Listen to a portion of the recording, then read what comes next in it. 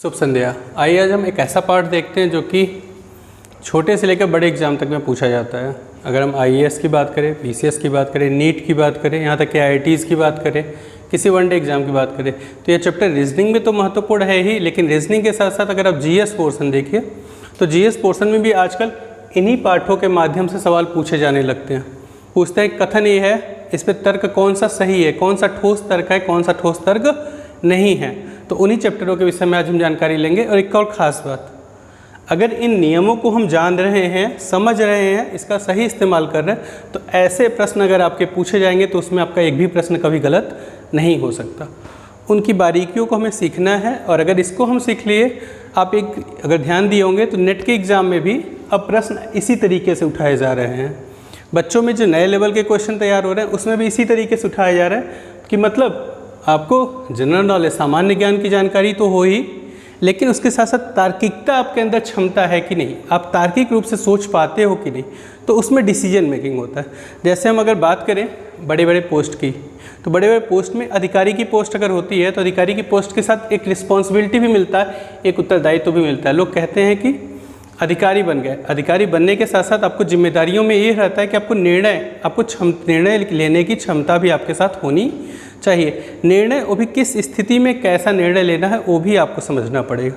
तो उन चीज़ों के लिए, किसी जगह लीडरशिप के लिए, आगे बढ़ने के लिए हमको इन पाठों की अति आवश्यकता है। आइए एक एक करके इन पाठों को देखते हैं। और एक खास बात, इन 3 पाठों के लिए कुछ ऐसे नियम हैं जो कि कॉमन है। इसके अलावा जब मैं चैप्टर वाइज एक एक चैप्टर बताऊंगा तो उसमें उनके जो बचे हुए 1-2 नियम हैं उसको भी अलग से बताऊंगा। तो आइए देखते हैं क्या क्या।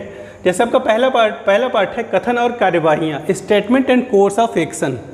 मतलब अगर आपके सामने कोई प्रॉब्लम आती है, एक समस्या आती है, तो उस समस्या के लिए आप कौन सी कार्यवाही करना उचित समझते हैं। जैसे अगर आपसे कहा जाए, आपको एक सिचुएशन दी जाए कि निजी एयरलाइंस कंपनियों ने 50% एक बैग 50% किराए में इंक्रीज़ कर दिया है, तो उस टाइम में कार्यवाहियों में दिखाया गया कि लोगों से, पहले कार्यवाही में कहा गया लोगों से कहना चाहिए कि नहीं, वह त्योहारों के समय, जिस समय इस दाम को बढ़ाया गया है, लोग एयरलाइंस से न जाकर ट्रेन या बसों से जाएं, पहली कार्यवाही में।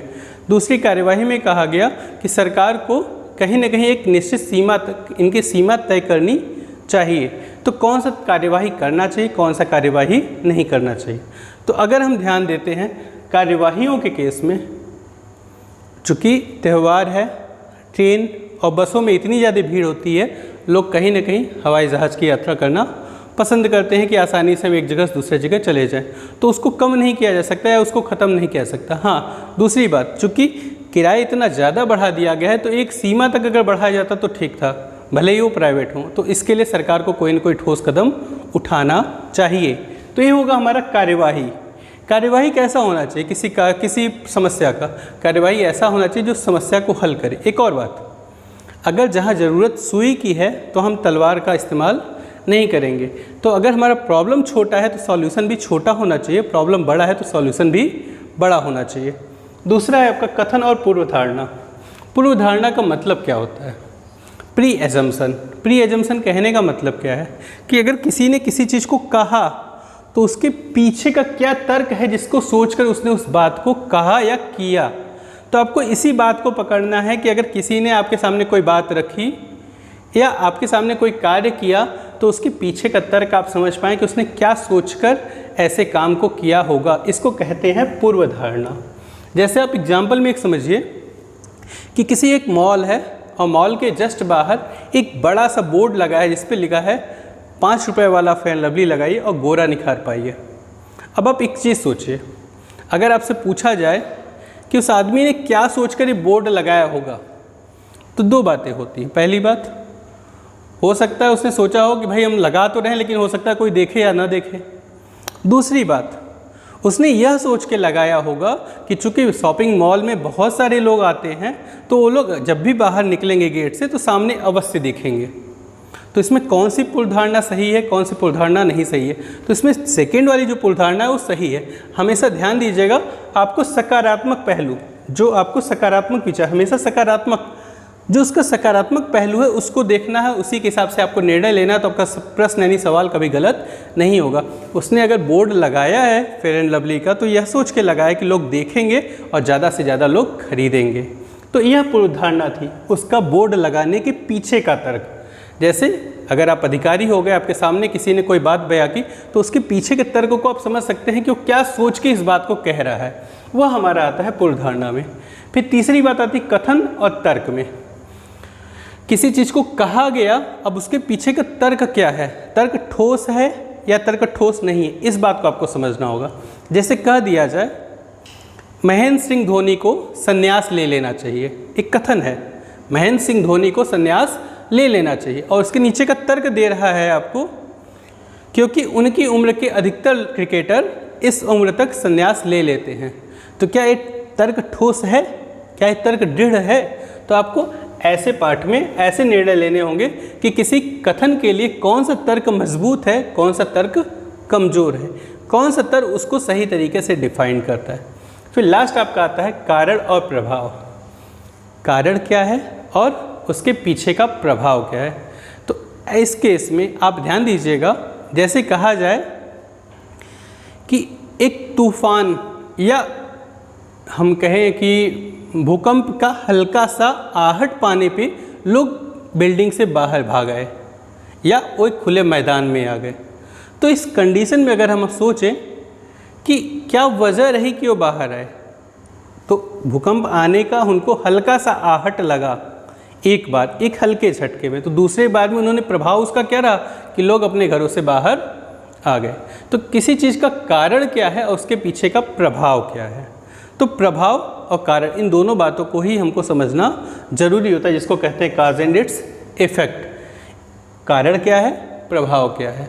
कभी कभी क्या देता है प्रश्न में, आपको दोनों कारण ही दे देगा, कभी कभी क्या देगा, दोनों प्रभाव ही दे देगा, कभी कभी आपको देगा एक कारण अलग दिया, एक प्रभाव किसी और चीज़ का दिया। तो आपको यह निर्णय लेना होता है कौन सा कारण है और कौन सा प्रभाव है।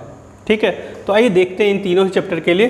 तो पहला आपका ध्यान दीजिएगा, इंपॉर्टेंट नोट यही है, कथन और कार्यवाही, कथन और पूर्वधारणा, कथन और तर्क, इन तीनों ही चैप्टर के लिए आपकी यह नियम है।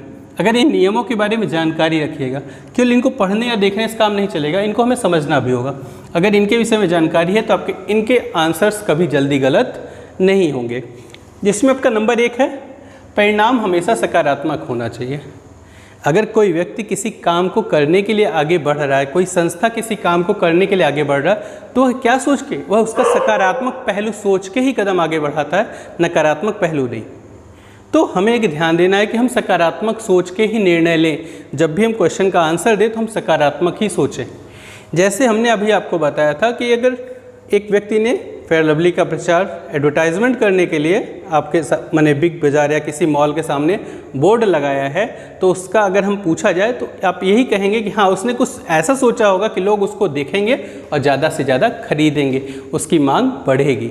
इसलिए कहा गया हमेशा क्या होना चाहिए, परिणाम हमेशा सकारात्मक होना चाहिए। दूसरी बात, यदि किसी प्रश्न में चाहे तो कार्यवाहियाँ पूछे, चाहे पूर्वधारणा पूछे, चाहे तर्क पूछे, अगर कहा गया केवल यही एकमात्र इस काम को कर सकते हैं, एकमात्र यही इस काम को कर सकते हैं, बस यही इस काम को कर सकते हैं, या कोई इस काम को नहीं कर सकता, तो ऐसे शब्द जिस भी कारण में, जिस भी तर्क में, जिस भी पूर्वधारणा में आए, आप तुरंत उसको कहिएगा कि क्या है, गलत है। क्योंकि आप जानते हैं अगर किसी काम को कोई एक आदमी कर सकता है तो उस काम को हर कोई कर सकता है। तो कहीं पर भी केवल, एकमात्र, बस यही और कोई नहीं अगर शब्द आता है तो आप तुरंत उसको पकड़ लेंगे कि ऐसी कार्यवाही या ऐसी पूर्वधारणा या ऐसा तर्क क्या है, गलत होगा। फिर दूसरा है, कभी भी किसी दूसरे देश या व्यक्ति या संस्था से नकल या तुलना न करें। अगर आपसे कहा जाए कि जम्मू कश्मीर में बर्फ़ पड़ रहा है, वहाँ के लोग स्वेटर पहन रहे हैं, यहाँ के लोगों को भी स्वेटर पहनना चाहिए, तो क्या ये सही होगा? दूसरी चीज़, जैसे कहते अमेरिका में 4 साल में ही चुनाव हो जा रहे हैं राष्ट्रपति के, यहाँ भी 4 साल में कर देने चाहिए, तो क्या ऐसा सही है? तो ऐसा सही बिल्कुल नहीं है, क्योंकि वहाँ के भौतिक परिवेश, अगर जम्मू कश्मीर की बात करें तो वहाँ का भौतिक परिवेश अलग है, हमारे यहाँ का भौतिक परिवेश अलग है, अमेरिका की कंडीशन अलग है, हमारी कंडीशन अलग है। तो इस चीज़ को हमेशा हमको ध्यान देना है कि हम किसी का भी कॉपी नहीं करेंगे, नकल नहीं करेंगे। किसी भी देश या व्यक्ति या संस्था का नकल या तुलना नहीं करेंगे। उसके बाद कहा है कभी भी अपनी सरकार या संस्था के विरोध में नहीं जाएंगे। तो एक सिंपल सी बात समझिएगा कि जैसे कहा जाए कि रिसेशन का दौर आ गया, जैसे कोविड के टाइम में आपने देखा कि बहुत सारी दिक्कतें हुई, लोगों ने दिक्कतों का सामना किया। इसी तरीके से आर्थिक रिसेशन अगर हम कहते, एक कमी आ गई पैसे में। जैसे आपने सुना था ग्लोबल एक क्राइसिस आई थी जिस टाइम में अमेरिका में, तो वहाँ पे क्या हो रहा था, कंपनी ने ज़्यादा से ज़्यादा लोगों को क्या कर दिया, कंपनी से बाहर कर दिया।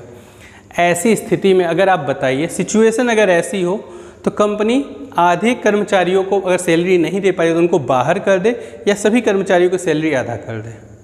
तो यदि कंपनी ने, यदि आपकी संस्था ने अगर कोई निर्णय लिया हो तो आप उसको सकारात्मक पहलू में लीजिएगा, न कि नकारात्मक पहलू में। उसको हम यह समझ के निर्णय लेंगे कि अगर कंपनी या संस्था ने कोई निर्णय लिया है तो हमारी भलाई के लिए ही लिया है। आपको यही समझ के अपने निर्णय को लेना पड़ेगा।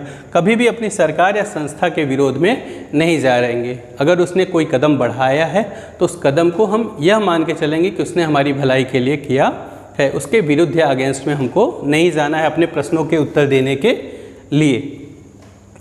अगला है कभी भी कोई तुरंत कार्यवाही न करें। जैसे एक सिंपल सी छोटी सी घटना आपको बताता हूँ कि मानिए मैं किसी बैंक में गया पैसे निकालने के लिए, वहाँ के कैशियर से मेरी एक लड़ाई हो गई, नाराज़गी हो गई, और मैंने कहा रुको अभी तुमको बताता हूँ। और मैं अपने साथ अपने जानने वाले कम से कम 30-40 लोगों को उस बैंक में लेके गया, और सभी ने बैंक मैनेजर से यह क्लेम किया कि आपका कैशियर सही ढंग से व्यवहार नहीं करता है। किसी ने कहा सही ढंग से पैसे नहीं देता, किसी ने कहा बदतमीज़ी करता। हर किसी ने एक लिखित रूप से उसके बारे में कमियां गिनाई।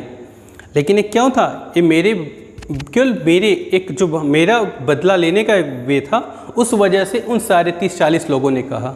अब बताइए ऐसी परिस्थिति में अगर 30-40 लोग किसी एक व्यक्ति के बारे में कह रहे तो बैंक मैनेजर क्या समझेगा?